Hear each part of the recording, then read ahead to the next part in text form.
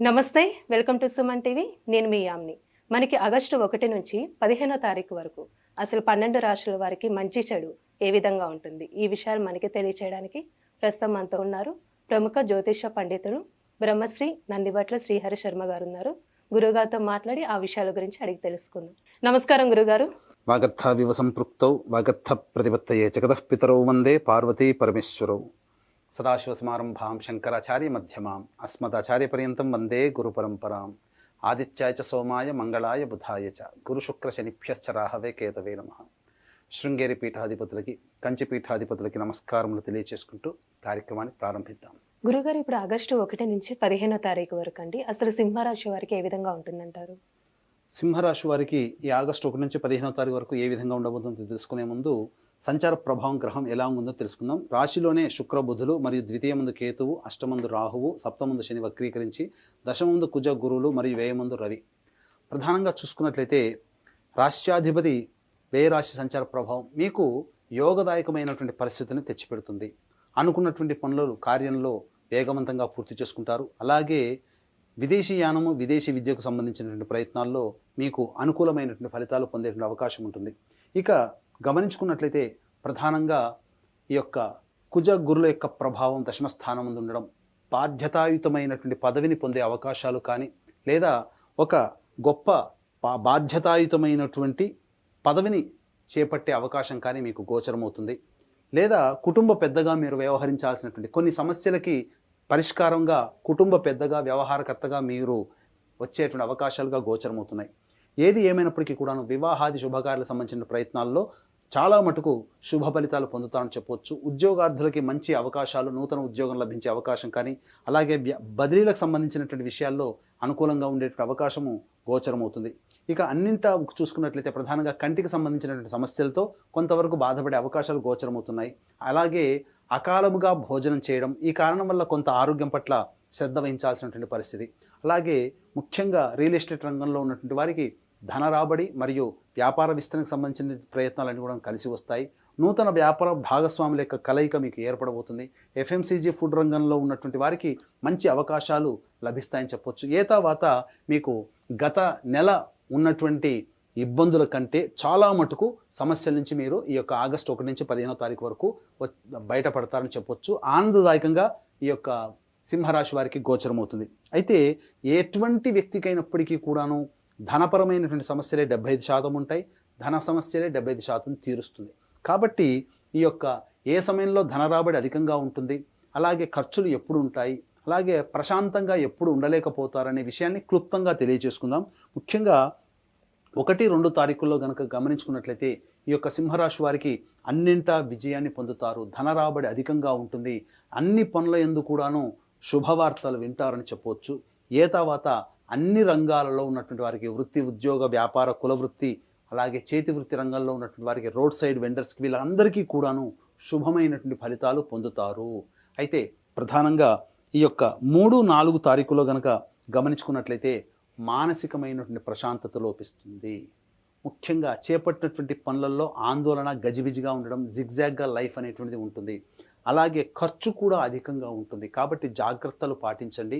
ఎటువంటి ప్రధానమైనటువంటి నిర్ణయాలు తీసుకోకపోవడమే ఈ 3-4 తారీఖుల్లో చాలా మేలని గమనించుకోవాలి. ఆల్రెడీ మీరు 3-4 తారీఖుల్లో కనుక ఖర్చులు కనుక పెట్టాలనే ప్లానింగ్ ఉంటే ఆ ప్లానింగ్లో చాలా మటుకు ఖర్చులు తగ్గించుకోండి. ఎందుకంటే ఆకస్మికమైనటువంటి ధన వ్యయము ఈ 3-4 తారీఖుల్లో ఉంది. కాబట్టి అనుకున్న పనులు, ఖర్చులు, మీకు ఏర్పడేటువంటి ఖర్చులు వెరసి ఇబ్బడి ముబ్బడిగా అవుతుంది. కాబట్టి జాగ్రత్తలు పాటించండి. ఇక 5, 6, 7 తారీఖుల్లో ప్రధానంగా మీరు ఎన్నాళ్ళ నుంచో ఈ పనులు పూర్తి చేసుకోవాలి అని పెట్టుకుంటారు కదా, ఆ పనులకి కార్యరూపం దాల్చడమో, ఆ పనులని పూర్తి చేసుకోవడమో, కొంతవరకు సంతృప్తిని పొందేటువంటి జీవితం ఈ 5, 6, 7 తారీఖుల్లో ఉంటుంది. ఒక పెద్ద ఆగిపోయిన పనులని పూర్తి చేశామనేటువంటి సంతృప్తి కావచ్చు, లేకపోతే ఇంకా ఇతరత్ర ఒక మంచి పని చేశాము అనే సంతోషంతో కూడుకున్న జీవితం 5, 6, 7 తారీఖుల్లో ఉంటుంది. ఇక 8, 9, 10 తారీఖుల్లో కనుక గమనించుకున్నట్లయితే ప్రధానంగా ఈ యొక్క సింహరాశి వారికి ఇతరులతో కొంతవరకు విభేదాలు ఏర్పడేటువంటి అవకాశము గోచరమవుతుంది. కుటుంబ సభ్యులతో వాగ్వివాదాలు జరుగుతాయి. కాబట్టి కుటుంబ సభ్యులతో ఎంతవరకు తగ్గి మాట్లాడి ఉండడమే చాలా మంచిది. చాలా మటుకు మౌనాన్ని కనుక ఆశ్రయించినట్లయితే ఈ యొక్క 8, 9, 10 తారీఖులో వచ్చేటువంటి సమస్యల నుంచి బయటపడవచ్చు. ఆకస్మిక ధన వ్యయం కూడా గోచరమవుతుంది. ఇక 11, 12 తారీఖుల్లో మిత్రులు, ఇతరుల యొక్క సహాయ సహకారాలతో పనులు పూర్తి చేసుకుంటారు. వారు మీకు ప్రత్యక్షంగా సహాయ సహకారాలు అందించలేకపోయినప్పటికీ కూడా మాట సహాయం వల్ల మీ యొక్క సమస్యలను తీరుస్తారు.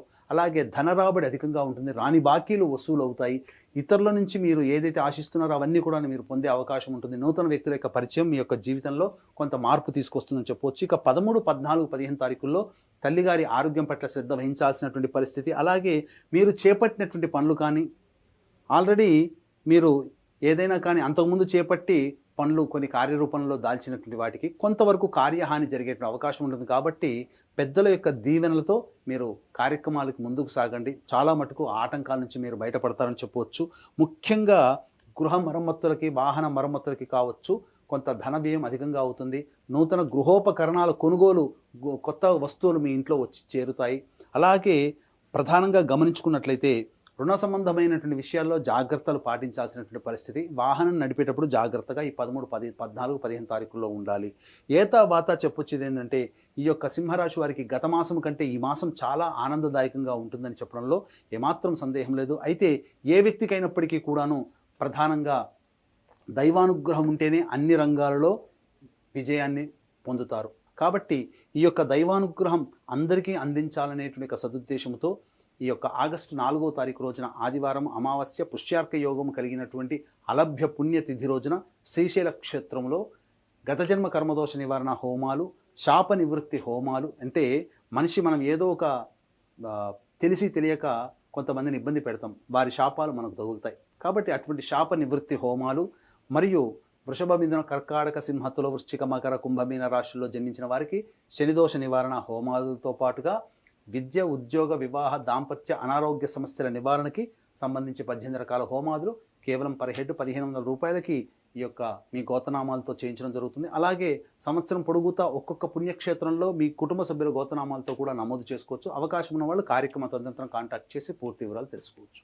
గురుగారు, ఇప్పుడు సింహరాశి వారి కంటే ఇంకా మెరుగైన ఫలితం రావాలంటే ఎలాంటి పరిహారం చేసుకుంటే మంచిదంటారు? సింహరాశి వారు మెరుగైనటువంటి ఫలితాలు పొందడం కోసం ప్రతిరోజు నృసింహ కరావలంబ స్తోత్ర పారాయణంతో పాటుగా కాలభైరవాష్టక పారాయణం కనుక పఠించినట్లయితే చాలా మటుకు సమస్యలన్నీ కూడా తీరిపోతాయి. ఇవి గోచారీత్యా వచ్చే సమస్యలకి. అలాగే సమస్యలు మీకు ఇంకా అధికంగా అవుతున్నాయి అని అంటే మీ యొక్క జాతకంలో నడుస్తున్నటువంటి గ్రహదోష ప్రభావాలు. కాబట్టి దగ్గరలోని మంచి ఉపాసనా పరులైనటువంటి జ్యోతిష్యులను సంప్రదించి వాటికి సంబంధించినటువంటి సూచనలు, సలహాలు పాటించినట్లయితే భవిష్యత్తులో వచ్చే సమస్యల నుంచి కూడా మీరు చాలా మటుకు బయటపడవచ్చు అని చెప్పవచ్చు. గురుగారు, ఇప్పుడు ఆగస్టు 1 నుంచి 15వ తారీఖు వరకు అసలు సింహరాశి వారికి ఏ విధంగా ఉంటుంది, ఎలాంటి పరిహారం చేసుకోవాలి, ఈ విషయాలు మాకు తెలియజేసినందుకు ధన్యవాదాలండి. సర్వం శ్రీ ఉమామహేశ్వర పరబ్రహ్మార్పణమస్తు.